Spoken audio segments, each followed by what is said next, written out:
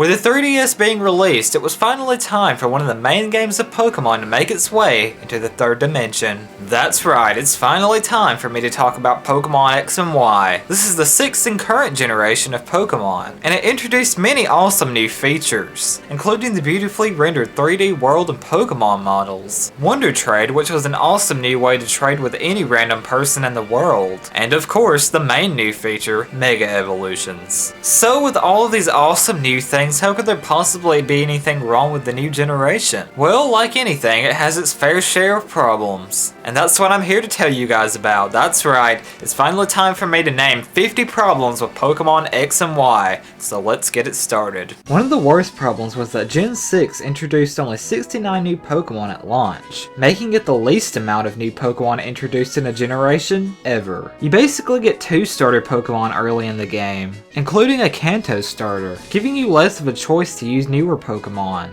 as most people will just want to use their starters. Not only because they're fan favorites, but also because they have new Mega Evolutions as well. Speaking of Mega Evolutions, why did Charizard get 2 different ones? Why not give the other 2 Kanto starters 2 Mega Evolutions as well? It seems pretty unfair to the fans of Blastoise and Venusaur. There weren't many new Mega Evolutions of Gen 6 Pokemon. Seeing as this is the generation that introduced it, you'd think there would be more. This game just basically hands you a free Mega Lucario earlier in the game, including the free Kanto starter that can Mega Evolve.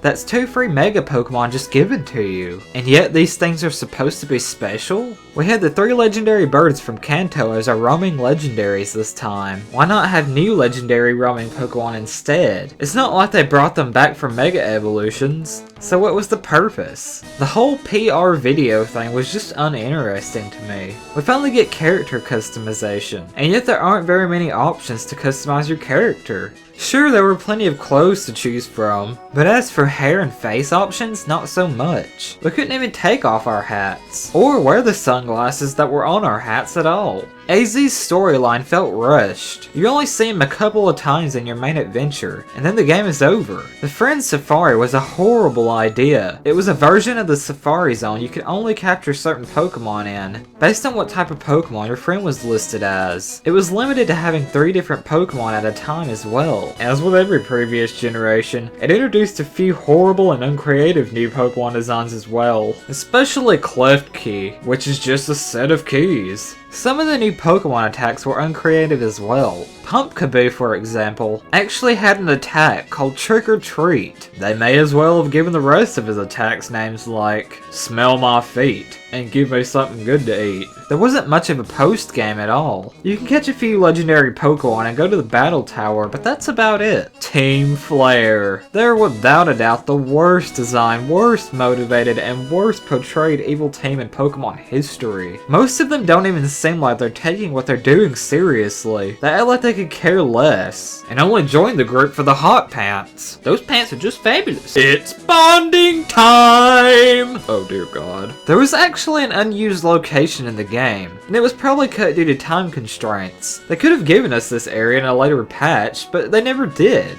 The speed and control of riding Rhyhorn were pretty bad. The Elite Four and Champion were way too easy. I didn't even really have to try, as most of them were all just one-hit KOs. I mean, Bruno's nipples were harder than these people. Pokemon AMIE was a new feature that allowed you to feed and play with your Pokemon, which was a neat feature, sure, but not a very well thought out one. The gym leaders in this generation were some of the easiest gym leaders ever. Besides maybe a couple of them, these gym leaders can be taken down with little to no effort whatsoever. There was actually a major glitch that happened in the launch of Pokemon X and Y. If you saved the game in Luminois City, the controls would not respawn when the save game was reloaded. This was the only generation that there were no new types of Pokeballs introduced. The workers that blocked your path in Luminois City would tell you that you can't go this way because there was a power outage. And yet if you looked at the buildings behind them, the lights were working just fine. And what the hell? Why does this hoe get to go over there when I don't? Stop breaking the law, asshole! Prostitution confirmed. Also strip clubs. It would have been awesome if you were able to ride a GOGOAT everywhere around on your journey. Why weren't we able to run away from trainer battles since this region is based in France? Not much use of the 3D feature was used in these games. Sometimes the game would get pretty laggy, especially during battles. This generation introduced fairy types, which are strong against dragon types. So you mean to tell me that this fairy can defeat this dragon? No Pokemon Z or X and Y 2 yet. The rollerblades were really annoying because there was no way to actually take them off and still be able to use the circle pad. Instead, you were forced to use the directional pad. Sky battles were pretty limited for a new feature in the game. While surfing with Lapras, you actually get to see yourself riding Lapras. But if you use any other Pokemon to surf, that certain Pokemon won't appear. Some of the new Mega Evolution designs were pretty boring,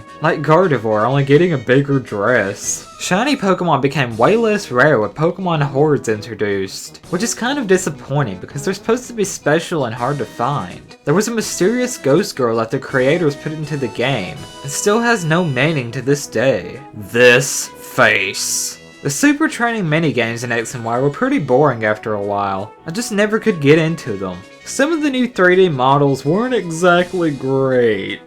The whole region of Kalos had a pretty confusing design. For a long while, you had no way to transfer old Pokemon from previous generations, until we got the Pokemon Bank, which you had to pay real money for. Why was Pikachu the only Pokemon that got to say its own name? If you're gonna do that for one Pokemon, why not all of them? The digital copies of Pokemon X and Y had some issues with some SD cards, causing some people to lose all of their save data and even copies of their game. They removed the Seasons feature from Pokemon Black and White. Mega Evolutions were pretty unbalanced in competitive play, especially Mega Kangaskhan. The experience share was another thing that was pretty broken as well. Yeah, you can turn it off, but the point is that it shouldn't even be that broken in the first place. If you only wanted to use a team of new Pokemon on your main adventure, you had a very limited choice. Some of the areas of the game felt kinda unnecessary, and seemed to just be there to show off the game's graphics. Once again, you were able to clone Pokemon with the use of a glitch. And the most important thing, why do I have so many rivals? I mean, I didn't choose these people to be my friends, so why should I have to be stuck with them? Throughout the main story, you have to constantly battle all of these people, usually one right after another. But why did Nintendo feel the need to have so many rivals at once? Yeah, I get that it's a friend circle and all, but did they all really have to be Pokemon trainers that constantly challenge you? I mean, I thought 3 was enough in Pokemon Black and White, but this just added even more. At least they were kind of interesting characters and had some personality. All in all, I actually had a hard time coming up with this list, as I really love Pokemon X and Y. These games didn't have very many things wrong with them, so some of these problems were admittedly just nitpicks. I might be doing more videos like this in the future, as I have a few more ideas for lists. Thank you guys so much for watching. This has been Brandon, and I'll see you in the next video.